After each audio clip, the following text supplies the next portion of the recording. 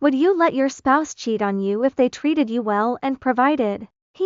I'm just curious as if you would leave your spouse if you found out they slept with people continuously behind your back. You've been together for 15 years, children's are young age. You didn't know about it this whole time but stumbled upon it. Would you leave? Your husband is in the top 1% of men making 6 figures. Treats you well, provides for you, but you never knew this is what he did on the side every now and then. Would you leave? If so, why?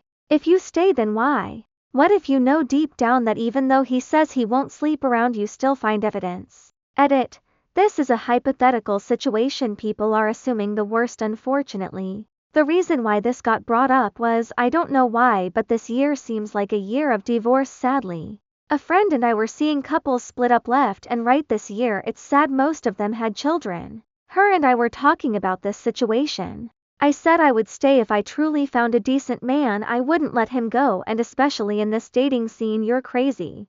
On the other hand, she said she would leave. I had informed her I truly believe the majority of women would stay, but don't want to admit it, but that's just me, so I was curious. Comments. Yeah, I tried this. It ends badly. He got too big for his britches and it burned him in the end. My ex was a good provider. However, he had a bad habit of not being able to remain sexually loyal. When he cheated the first time, it wasn't anything we agreed upon, he just did what he wanted because he felt entitled to, because he was the provider, with no regards for my feelings or health. I was devastated. This took a bad effect on my self-esteem.